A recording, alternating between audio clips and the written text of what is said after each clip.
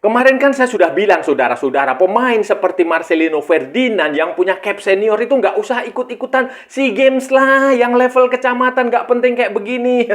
Kan sekarang terbukti AS Trensin memposting foto yang menunjukkan Marcelino Ferdinand sedang latihan, tidak cedera seperti yang kemarin dibilang dia cedera hamstring. Tidak, saudara-saudara. Jadi ya, siapa yang kena prank ini sekarang? Halo saudara-saudara, jumpa lagi dengan komentator gadungan di sini dengan komentator yang gadungan. Seperti biasa, saudara-saudara, seperti biasa kalau kita sudah bertemu pasti akan ada yang kita bicarakan tentang sepak bola Asia Tenggara yang baik dan benar, yang berdasarkan fakta, tidak ada hoax dan tidak klaim semata. Saudara-saudara, baik yang sudah lama sekali maupun yang terkini. Bebas saudara-saudara, bebas. Yang penting sopan.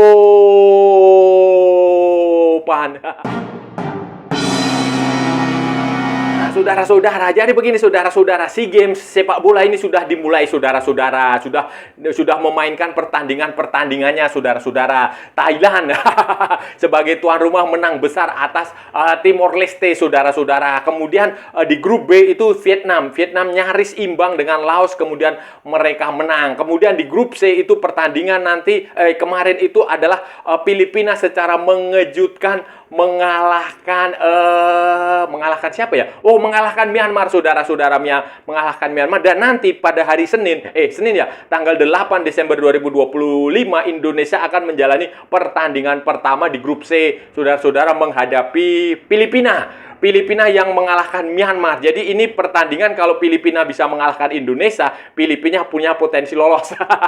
Filipina akan lolos saudara-saudara. Tetapi kalau Filipina kalah dan Indonesia yang menang, berarti Indonesia nanti akan menghadapi pertandingan penentuan dengan Myanmar di pertandingan terakhir saudara-saudara tanggal berapa ya? Tanggal 12 atau tanggal berapa?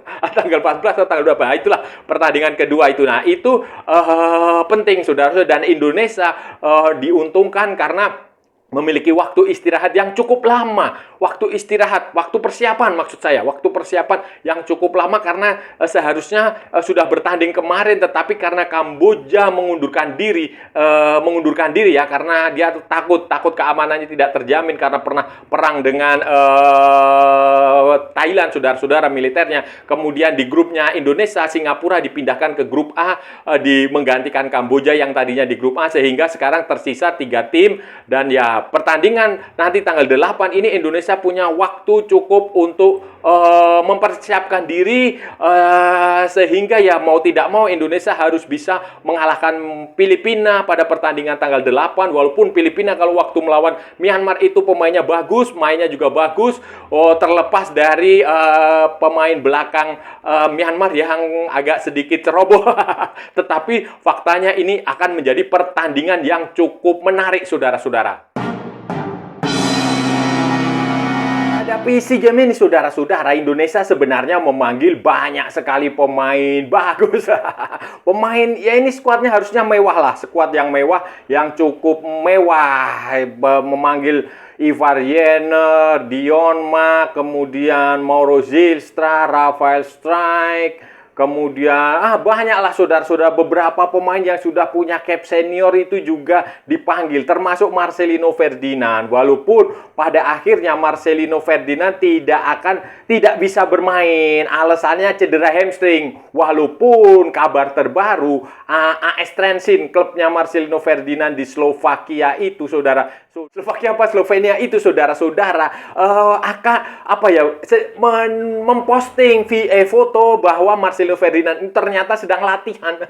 Sedang latihan untuk persiapan pertandingan minggu ini saudara-saudara, pekan ini saudara-saudara. Pekan ini dia ada pertandingan, Marcelino masuk dalam skuad yang yang berlatih untuk pertandingan itu. Apakah dia akan main atau duduk di bench atau apa kita nggak tahu, tetapi yang jelas dia ikut latihan. Itu menunjukkan bahwa Marcelo Ferdinand ini sebenarnya nggak cedera. Nggak cedera, dia dalam kondisi baik-baik saja, tidak ada masalah kesehatan, dan ya sebenarnya normalnya ya dia bisa main. Tetapi mengapa dia tidak diizinkan? Nah, ini bahasanya lah halus lah, bahasa halus lah, tidak diizinkan main tetapi dengan catatan ya cedera apa-apa gitulah saudara-saudara ya. Itu aja tampaknya saudara-saudara, sehingga ya mau tidak mau penggantinya adalah pemain dari Persik Kediri saudara-saudara, si Ricky atau Rifki ya, itu dia pemain yang di situ dia dipanggil, dan hari Jumat Rabu atau Kamis itu dia sudah langsung berangkat ke Chiang Mai, ke Bangkok, ke Thailand untuk bergabung dengan teman-temannya. Wajar aja saudara-saudara, wajar dan normal kalau AS Trensin tidak bersedia melepas Marcelino Ferdinand ke SEA Games karena ini memang bukan kalender FIFA. Bukan kalender FIFA, bukan ajang resmi FIFA, bukan diselenggarakan oleh FIFA. Jadi wajar aja kalau mereka melihat kita aja yang terlalu berlebihan. Kita ini ya Indonesia ya, pelatih, pengurus, pemerintah, netizen, supporter aja yang kita ini yang berlebihan, saudara-saudara, berlebihan seolah-olah memberlakukan SEA Games ini seperti pertandingan level FIFA, level internasional, Piala Dunia, Piala Asia, macam-macam itu. Jadi kita aja yang terlalu berlebihan, terlalu mempublikasikannya berlebihan seolah-olah ini ajang yang benar-benar hebat, ajang yang benar-benar bergengsi, yang kalau kita menang di sini, kalau kita juara di sini, seluruh dunia akan memandang kita, akan heboh, akan akan heboh lah saudara-saudara, akan heboh seolah-olah hebat. Nah, kayak begitu aja kita ini aja yang berlebihan, walaupun di negara lain ya biasa-biasa aja. Thailand aja ini ya saudara-saudara, yang saya tahu ya animo penonton pertandingan sepak bola khususnya itu sedikit sekali ya, terlepas apakah mereka boykot atau tidak seperti yang sempat diberitakan sebelumnya. Tetapi faktanya memang masyarakat di Thailand itu tidak terlalu antusias, tidak terlalu tertarik, tidak terlalu antusias lah dengan pertandingan sepak bola khususnya di sektor putra. Kalau sektor putri memang itu adalah pemain utama semua, tetapi kalau yang di sektor putra itu enggak. Jadi ya biasa aja, kita aja yang terlalu berlebihan seolah-olah menganggap ini penting sehingga perlu berjuang mati-matian, bertarung mati-matian untuk mendapatkan emas, untuk menggunakan semua pemain terbaiknya. Hari lalu kan saya sudah bilang saudara-saudara, beberapa hari lalu saya sudah bikin konten, saya sudah mengatakan bahwa ya ini nggak usah terlalu serius lah menghadapi SEA Games, dan kasihan pemain-pemain abroad itu kalau dia lebih sibuk memperkuat tim nasional Indonesia di ajang yang bukan FIFA, di ajang yang tidak penting. Sebenarnya biarkan mereka tetap stay di sana, kemudian mereka latih, berjuang untuk mendapatkan tempat di skuad utama. Caranya ya berlatih di sana, berlatih menunjukkan kemampuannya, menunjukkan kualitas dia terbaik, dia bisa bersaing dengan rekan-rekannya di situ, saudara-saudara, menunjukkan bersaing dengan rekan-rekannya untuk bertanding, bukan dengan dipanggil ke tim nasional Indonesia. Kita sudah punya pengalaman seperti tempo hari itu siapa itu Pratama Arhan di Korea, di Jepang, dia jarang bermain karena dia nggak punya kesempatan untuk meyakinkan pelatih karena lebih sering bermain dengan Indonesia di ajang yang tidak resmi FIFA pun diikuti. Makanya itu saya juga nggak heran kalau Elkan Bagot itu tampaknya agak alergi juga, bermain di tim nasional Indonesia karena dipanggil di ajang-ajang yang ya bahkan tidak resmi FIFA pun dia dipanggil. Itu kan kan harus menjadi pertimbangan, saudara-saudara. Kasihanlah pemain-pemain ini, mereka bermimpi untuk berkarir di luar negeri. Ketika kesempatan itu datang, kesempatan itu didapat, ternyata mereka lebih banyak bermain di Indonesia, di pertandingan dia tidak resmi FIFA. Kalau juara pun ya saudara-saudara, pelatih dia di sana juga nggak peduli. Nggak peduli misalnya dia dapat dapat emas di SEA Games, nggak peduli juga. Karena ya yang dicari adalah pemain itu dia bisa menyatu dengan skuad yang ada di dalam sana. Skuad yang bisa menyatu dengan rekan-rekannya. Jadi ya sebenarnya sangat disayangkan sekali kalau pemain-pemain abroad itu sedikit-sedikit dipanggil pulang untuk pertandingan-pertandingan yang tidak penting, tidak kompetitif, tidak dalam kalender FIFA. Ya mau gimana lagi saudara-saudara, nasi sudah menjadi lontong. Tinggal dicampur pakai sate, dikasih bumbu, dimakan. Nah, ini sudah terlanjur ya sudah, sekarang tinggal kalau sudah basah ya mandi sekalian langsung. Targetnya tidak tanggung-tanggung, tidak main-main, langsung lah. Dengan kekuatan seperti ini ya seharusnya Indonesia bisa mendapatkan emas lagi. Kalau melihat permainan Thailand bagus saudara-saudara. Terlepas dari lawannya Timor Leste. Kemudian kalau melihat Vietnam, di pertandingan pertama dia agak nervous lah, terlihat sekali agak nervous. Ya nanti mungkin di pertandingan kedua atau di semifinal nanti mungkin akan berbeda. Tetapi ya ini dua lawan yang patut dihadapi. Kalau melihat Filipina, lawan yang akan dihadapi Indonesia di hari tanggal 8 itu ya ini punya potensi untuk mengejutkan. Ya memang mengejutkan dia. Dia cukup mengejutkan karena tanpa diduga ternyata dia bisa merepotkan Myanmar, bahkan menang saudara-saudara. Dan biasanya Filipina di kelompok usia seperti ini, di junior ini mereka tidak terlalu bagus. Tetapi ternyata ini yang untuk U22 mereka lumayan. Dan ini nanti Indonesia akan menjadi pertandingan yang cukup menantang, cukup menarik. Seharusnya normalnya Indonesia harus bisa mengalahkan Filipina. Kalau Indonesia bisa mengalahkan Filipina, maka nanti penentuannya di pertandingan terakhir melawan Myanmar. Misalnya kita menang 1-0 atau 2-0 lawan Filipina, tetapi nanti kalau di pertandingan pertandingan terakhir lawan Myanmar kita menang 1-0 pun kita akan lolos karena kita akan punya 6 poin. Tetapi kalau ya imbang atau apa nanti akan runner up terbaik akan hitung-hitungan dengan di grup A dan di grup B yang di situ juga cukup kompetitif saudara-saudara, karena ini satu grup hanya berisi 3 tim sehingga yang bertanding hanya 2. Untuk kedepannya saudara-saudara, mindset kita harus dirubah. Kita nggak bisa lagi semua pertandingan, semua turnamen, semua ajang harus dimenangkan, harus juara, harus begini-begini. Enggak, harus ada prioritas, skala prioritas. Misalnya Piala Asia dia yang paling atas, Piala Dunia lebih atas lagi, level ASEAN, AFF, kemudian SEA Games ini hanya sebatas ajang pembinaan. Gitu aja, itu harus di restart ulang. Mindset kita harus diulangi supaya kita berpikir sepak bola dengan benar gitu loh. Dengan benar. Kalau SEA Games kayak begini nih, seharusnya kan ya nggak usah pemain abroad, pemain keturunan tuh nggak usah dipanggil. Cukup pemain-pemain lokal Indonesia yang selama ini yang usia segitu 22, 23, 21 itu yang jarang mendapatkan kesempatan main di Liga Indonesia, dikasih kesempatan main di sini, mereka bertarung supaya ada regenerasi pertama, kedua juga pemerataan kesempatan itu ya, semoga harapan ke depan itu seperti itu. Pemain-pemain abroad, apalagi pemain-pemain yang sudah punya punya jam terbang di tim nasional senior itu ya sebaiknya nggak usah lagi dipanggil, biarkan mereka bersaing di level senior, biarkan mereka bersaing di level mengembangkan karir mereka jauh-jauh ke luar sana, nggak usah diganggu. Gitu aja sebenarnya. Kedepannya kalau sekarang udah nggak bisa gimana-gimanain kan, sudah kompetisi sudah berjalan, tapi kedepannya dan itu butuh kesepakatan kita bersama. Mindset kita perlu dirubah. Kita tidak boleh lagi menganggap ya pokoknya levelnya dunia lah, level dunia, level Asia, bukan lagi level Asia Tenggara.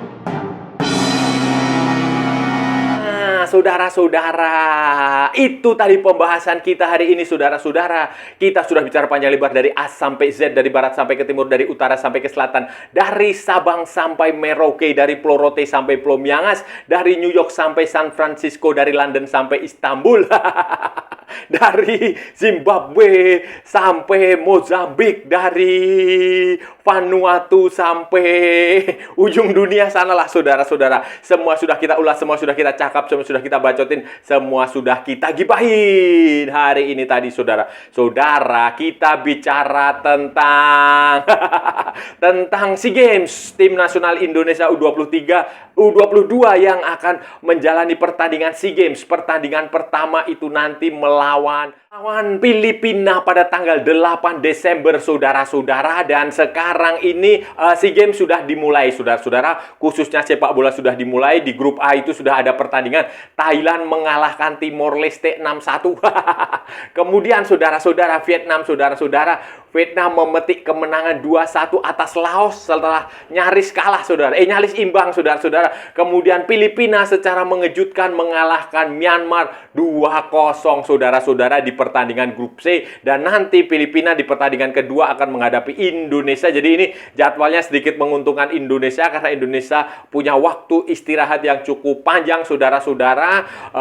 Punya waktu persiapan lah, saudara-saudara. Punya waktu persiapan yang cukup panjang. Dan dengan materi yang ada saat ini, kalau Indonesia sampai kalah, saudara, sampai nggak dapat medali, nggak dapat emas lagi, ya keterlaluan lah, saudara-saudara. Kalau Indonesia nggak dapat medali, keterlaluan, karena ya materi utama lah. Walaupun sebenarnya Marcelino Ferdinand tidak jadi bergabung, saudara-saudara. Jadi ini agak aneh juga ya pola pikirnya Indonesia ini. Hanya untuk SEA Games aja mengeluarkan kekuatan terbaik, termasuk memanggil pemain-pemain senior yang pernah memperkuat tim nasional senior, dipanggil untuk sebuah pertandingan SEA Games yang sebenarnya maknanya tidak ada apa-apa. Ini kalau mau jujur, SEA Games ini sebenarnya itu hanya sarana pencitraan buat para pejabat saja, saudara-saudara, buat Menpora, buat ketua organisasi, buat pejabat-pejabat di Indonesia aja lah. Mereka membanggakan itu karena secara di sepak bola khususnya ya, ini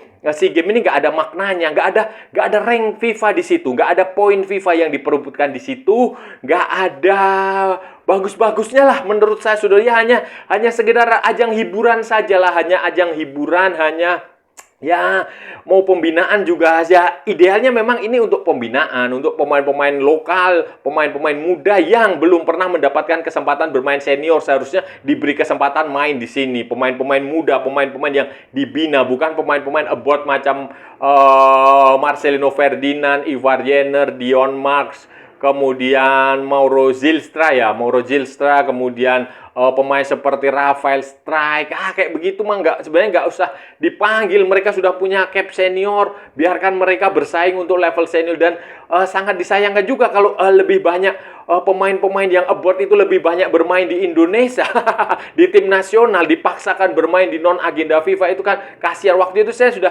mengatakan itu di edisi sebelumnya, kalau sudah masih ingat. Saya mengatakan seperti itu karena ya ngapain gitu loh, saudara-saudara, ya ngapain. Ini SEA Games ini bukan prioritas lagi. Kalau dulu tahun 80-an, tahun 90-an, oke, itu memang dia bergengsi sekali, semua negara berlomba-lomba untuk mendapatkan medali emas. Tapi sekarang udah nggak zamannya lagi, sudah eranya sudah berubah. Dan kalau menang dapat emas juga buat apa? Buat ya cuma hanya kebanggaan aja, ngapain? Nggak usah dipamer-pamer. Kok di luar negeri sana juga orang nggak peduli. Ini apa sih SEA Games? Kayak begitu aja. Jadi ya, dan dengar-dengar di Thailand juga orang-orang juga nggak peduli. Supporter Thailand juga nggak terlalu peduli mau SEA Games pertandingan mereka menjadi tuan rumah atau apa, enggak. Karena ya memang eranya sudah berubah. Sekarang eranya adalah era FIFA Matchday, pertandingan-pertandingan FIFA Matchday yang lebih penting, lebih resmi, itu yang menjadi menjadi prioritas. Jadi ya dengan tidak hadirnya Marcelino Ferdinand ini yang menjadi sinyal bahwa ya sebenarnya AS Trensin itu tidak setuju, tidak mau pemainnya dibawa karena ya dia tahu ini bukan kalender FIFA. Makanya walaupun sekarang terlihat kan dia Marcelino Ferdinand ikut latihan jelang pertandingan nanti pekan ini, padahal kemarin dibilang dia cedera hamstring. Nggak tahu siapa yang bilang cedera hamstring, apakah Trensin ataukah dari PSSI sendiri. Dan saya rasa sudah cukup ya pembahasan kita kali ini. Kalau ada salah-salah ya mohon maaf. Kalau ada namanya juga gadungan, saudara-saudara, wajar kalau gadungan itu salah. Tetapi kalau benar berarti sebuah kebenaran. Kalau saudara-saudara merasa channel ini bermanfaat, berguna, menghibur, menginspirasi, silahkan like, share, and subscribe. Tapi kalau tidak, saudara-saudara abaikan saja. Skip, jangan ditonton, tetapi jangan nyampah. Jangan membuat komentar-komentar yang menghina, menghujat, melecehkan, merendahkan orang maupun negara lain. Santai aja, ini hanya bola. Kita cari teman, bukan cari musuh. Ikuti juga akun media sosial komentator gadungan, ada di Instagram, ada di Facebook, dan ada di TikTok yang bukan TikTok Shop, saudara-saudaraku semuanya. Oke. Sampai bertemu lagi di edisi berikutnya dengan tema-tema yang jauh tidak bermanfaat, dengan tema-tema yang jauh tidak berguna, dengan tema-tema yang jauh lebih membagongkan. Salam olahraga dan merdeka!